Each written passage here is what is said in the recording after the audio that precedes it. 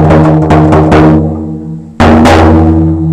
morning and welcome to 1155 the bucket list. CAPE BRETON. It's Saturday. Saturday, February 20th. I wasn't gonna do a broadcast today because I gotta take the weekend off. But okay, Barry, you can go out. God, come on. Are you okay? Bye. Because I thought everybody would just be too busy doing their thing. But, my God, the snow out there this morning is pretty ugly. I know Cindy said we were going to get some, but I didn't get... Wait.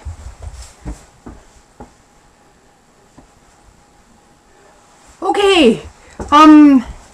First off, let's do the Olympics first. Those girls that do the skeleton, my merciful God... That is absolutely incredible, and only people that are totally convinced they're not going to break themselves into are doing that. Can you imagine actually hurtling yourself down, with your face 3 inches, if it is that, off of the concrete or ice? I mean, it's just as solid as concrete, for God's sake. At 135 to 140 kilometers an hour, and it's not just a straightaway. You got to go up them. They brought in Villeneuve, the race car driver. They brought him in and to see if he might like a little shot and see how difficult it is. Because folks sitting back that are other athletes and do other things. I mean, Jesus, he's sitting in this great big cage, roll bar, straps, and he can put his foot on the brake, this sort of thing, and do what he's doing. I mean, big difference. I mean, he thinks he's going fast when he's driving that and stuff. But anyway, so he gets on the sled, and they start him off at the bunny hill, the short bit, and he goes down and he thinks, oh, that was fun, hey. So he goes up a little further, and next morning, oh, that was great. Come on, take me up to the top. Like, I'm not saying he's a big guy, but he was enjoying himself, So they get up to the top, and only now, he's starting to bang off the sides because he's going faster and stuff, and so he gets himself all slowed down, and you can see him. So he gets off, and the first interview they have with him, once he gets off of that bit, he says, "Oh yeah, it's really good. It's terrific. You go so fast, and you think that perhaps you're doing something stupid." But when he got to the next run, he said, "Oh, it's so good, and, when you get off, you think you're doing something really exciting." Well, I think really he meant stupid.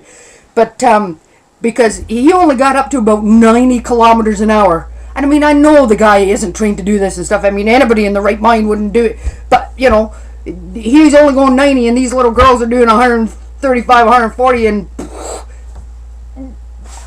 Okay, they did really well. And... you know what they finally did? They finally made figure skating not nearly as goddamn boring. They finally said last night that they're going to take out the compulsory dance. Well, my God. Never mind it's dry and ugly and boring as watching paint dry. You could staple my lips to a fence and I would think that was a whole lot more fun than watching the same dance on the same fucking mute. No, what did they think they were ever going to get anybody in the stands? There's certainly not a line up at the concession booth waiting for a fucking hot dog. My God, it's taken them 100 years to figure out that this was not a big draw. I'm sure the dancers are really happy because, how boring can you be? Anyway, and the big Russian male guy, Evgeny, well, even though he was doing his big thing about, you're not a man if you can't do a quad. Okay, you did your quads and stuff, son, but you still didn't get gold. The little American, Lysichik. Oh, God. Jesus. Skate of his life. My mercy. Super. Anyway, that's the news. We're still doing pretty good. I'm sick and tired of people saying, I thought we were supposed to own the hill. Well, how come the Americans are renting it? I mean, who are these kids? These kids are behind by, a millionth of a second, for God's sake. And most of them stayed up. They didn't fall down and crash. They stayed up and finished. I think that we should be saying, yay, way to go. I mean, never mind that it was a fifth or a sixth. A fifth or a sixth is terrific. I mean, I just get so pissed off. These kids work their hearts out. They're trying really hard. It's not like they're determined to make fourth. Well, unless, of course, they were 16th before and fourth would have been, personal best or something. But they don't go out there and face that sort of thing determined not to win. I mean, get a grip. Anyway, so all those folks that are yipping can just shut the up. Okay, that's it for Olympics. There was some. I was supposed to do a tidbite yesterday for Sexy Dexy. Cinderella. You know how sometimes when you are sitting at your computer and your stickers due for your car, so you do it online, tick, tick, tick, tick, comes in the mail, you put it in your purse, and then you forget to put it on your car? Well, Cinderella got pulled over. We almost had to go and fucking bail her out of jail, because there she was sitting there. Yes, it's in her purse, but now she'd moved. She didn't change her address. Fortunately, it's still a P.O. box, so the cops didn't really figure it out. Otherwise, she could have been in real trouble. So, this is a tidbit from Sexy Dexy Cinderella Azure. When your sticker comes in, make sure you put it right on the vehicle. And change your address, keep things up to date, because you could, go to prison for hard labor or something. Okay, okay. Shoot. I had... Mr. Tiger Woods. Well, what did you think of that? Did anybody actually watch his face?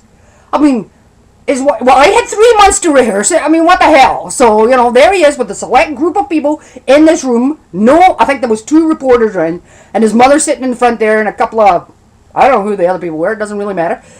No wife, obviously. And here he is. Like, we think that... I mean, apart from the fact that I don't really give a shit, he can go do whatever the hell he wants to do, don't really care.